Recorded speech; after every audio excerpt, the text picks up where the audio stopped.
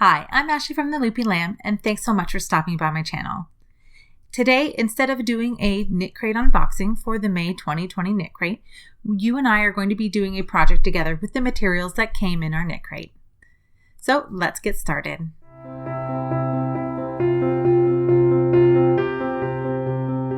Okay, so this is what we got in the May 2020 Knitcrate.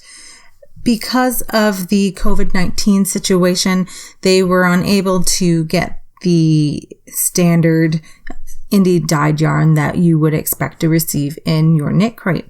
So instead, they have sent us this undyed bare yarn for us to dye ourselves. So in order to dye this yarn, they have sent us two different colors of Kool-aid. We've got cherry and orange here. And we also have these zip ties so that way we can use these to hold our yarn when we're dyeing them. I believe that this was in collaboration with Knits. You can find her on YouTube.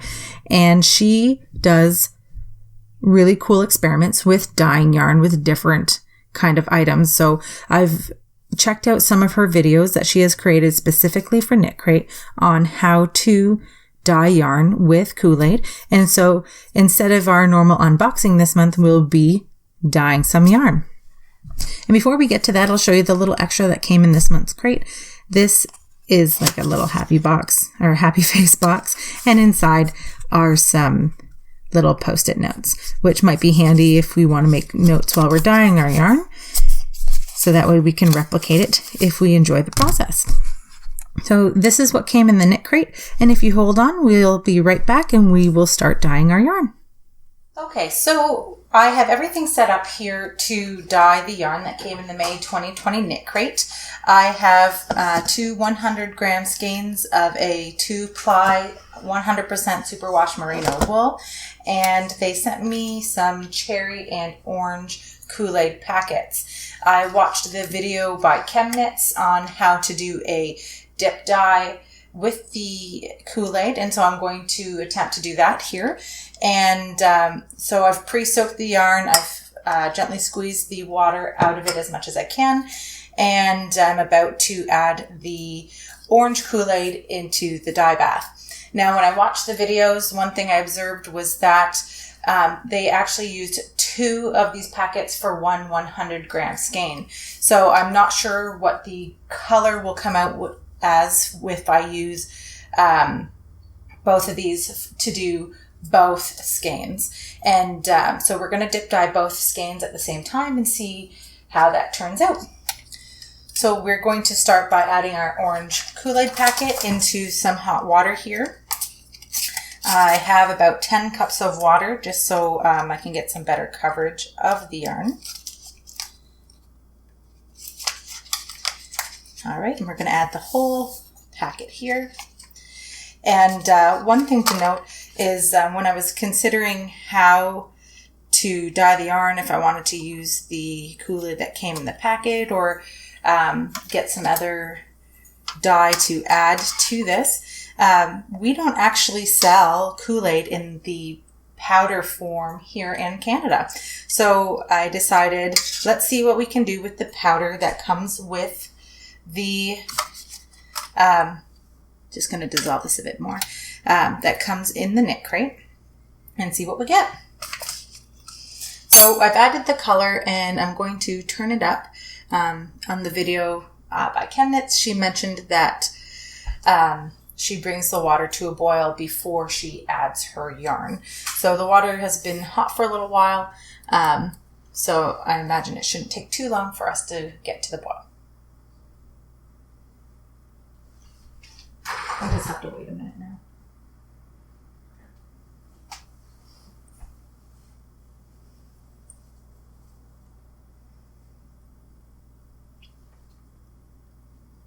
You might want to stop the video footage then. It's almost there. We're already getting the pre-boil simmer, so.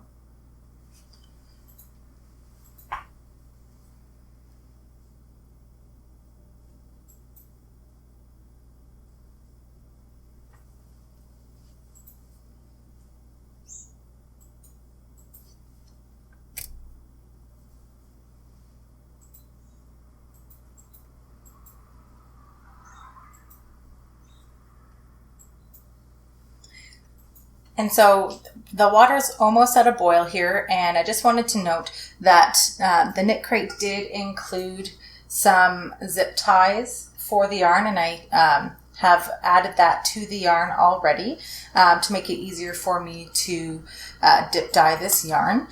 And other observations I've noted so far in just soaking the yarn and drying it, I was actually surprised at the smell of the superwash yarn after it was wet and then I was squeezing the yarn out. I was actually really surprised. I guess that I shouldn't be. It's 100% animal protein fibers, so I imagine that wet animals don't all smell amazing. So, but I imagine that smell will fade once it's dried and we add the color to it. It didn't, just like you have other yarns, it didn't smell when I first got the yarn. It was just after I'd made it wet. So we have our color at a boil here, and I'm just going to turn it down a little bit, and we're going to start dip dyeing our yarn. So my goal here is that I want to hopefully get a fade from orange to red throughout both skeins, and I'm hoping that I can get some even coverage even though I only have one packet and two 100-gram skeins of yarn here. All right, so we're going to start by just dipping this into the orange dye. I'm going to move it around here. All right, we've got some pretty cool coverage happening already, but nothing consistent or all the way through. So I'm going to use this spoon to kind of help it along. And I want to keep some of that white because I really want a bold red color. So it looks like the color has struck really quickly because we have nothing left in our pot. And I guess I wasn't quick enough because we don't really have really thorough color. We have some darker color here and some lighter on the back, but I'm actually not upset with that at all because I think it'll be a really cool tonal variation throughout the skein. So I'm just checking, and there is absolutely no color left in that dye bath. So we're going to put this into the bowl here and give it a few minutes to cool off. So that way we can move the zip tie up safely without burning ourselves. And so ChemKnits on the video said that you can reuse the dye bath, and there might be a buildup of some citric acid because the Kool-Aid has citric acid already in it, and the citric acid from the orange will already still be in there. The more citric acid you have in your dye bath, the faster the color will strike. And so we saw how fast the orange took to the fibers. So I'm interested to see how fast the red will take, considering that we already have the orange citric acid in the dye bath. I'm just gonna, all right, I can move that tie up in just a minute, but we'll prepare the orange dye. And I will say that the smell of the Kool-Aid is really nostalgic. Makes me think of when I was a little kid. I loved cherry Kool-Aid. But I haven't had Kool-Aid probably since I was a child. So it's really cool to smell that. And so I'm just going to move over to this side here, and we're going to move up our zip ties. Just got to find where they are. Here we go. So I'm just moving the zip ties down to the orange, the darkest orange part of the skein, because I really want to dip the dye the other end. I'm just trying to be careful with how much I'm moving the skein, only because I really don't want it to felt or to get that really fluffy halo look. Okay, so we have everything moved over and we are ready to add our red. And hopefully we can get some good coverage without it striking too quickly on us. So we're not stuck with like a very blunt orange spot in our yarn. So let's dip it and see what we get. All right, so we're going to go all the way up there. See, I'm moving them around. I'm going to move actually into this hand here so I can get some more coverage of the two skeins, and I'm going to use the spoon to kind of help it get in there. All right, and already I can see that we've exhausted all of our dye, but it has not gone all the way through. But again, not too upset about that. There's a little bit of red in there, and I'm going to, it's hard for me to show you, but the one skein has more red dye than the other. So I'm using that one to hopefully sop up the rest of the dye.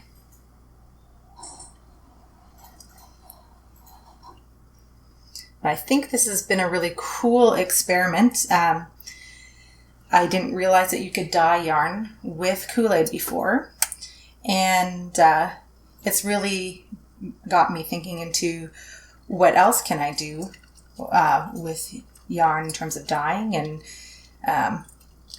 I know that I saw a video where you can actually dye yarn with jelly beans, so that's kind of cool. So I'm going to move this over. We've got, looks like all of our red is almost gone here. I'm just going to sit this one in here for a minute, and hopefully we can get the rest of that red.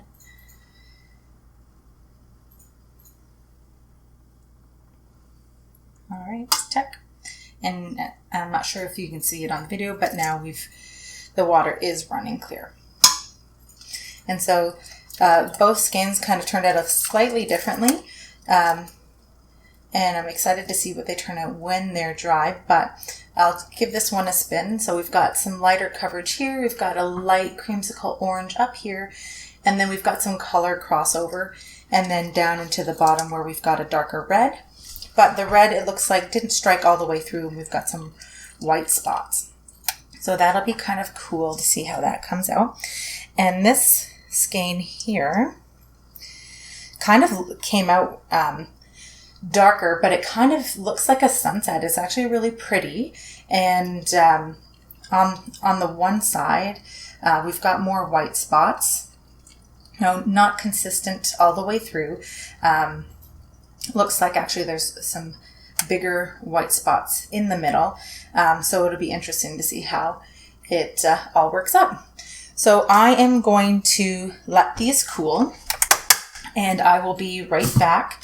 And I will come back after they've cooled and been rinsed out. Okay, so I have let this yarn cool, and it has had the water squeezed out of it, and I just wanted to show you how it has turned out. I saw a kind of fun tip on one of the videos I watched to spin the yarn in a salad spinner to help remove some excess water so it will dry faster. So I did try that. And it seems to have worked really well. The yarn is just damp right now, but you can see in this skein that there is some light pink colors throughout. So it wasn't a pure white on this skein, but this one seemed to take less of the color than this skein here. So we again have that really cool fade from the orange into the red. It kind of looks like a sunset to me. And let me just spread this apart so you can see we still have some of that light pink in the middle, but definitely a darker tone than on the other skein. And this one has a little bit more orange on the end. Overall, it was a kind of a really cool experiment, something fun to do. I will dry this yarn, and I'll come back and show you what the twisted hanks will look like. And here is our finished hand-dyed yarn from our Knitcrate. It turned out way better than I imagined it was going to. If you recall at the beginning of the video, I had some concerns about trying to use 2 Kool-Aid packs for 2 skeins of yarn, but the colors turned out absolutely beautiful. So we've got this beautiful creamsicle yellow color, orange color here, and we work up into like this reddish orange color, and then fade into like a corally pink, and there's lighter shades of pink here. Just absolutely beautiful. When it's all unraveled, it looks very much like a sunset. So perfect summer colorway here. Not sure what I'm going to make with it yet, but I'm really excited to give it a try. And I'm just really thrilled with the results, and still stunned that I was able to do this with just 2 packets of Kool-Aid powder. So thanks to Knitcrate for sending this over. And if you're interested in trying Knitcrate for the very first time, I do have a discount code, which I'll include in the description box below, which is Loopy20, and you can save 20% off your very first Knitcrate.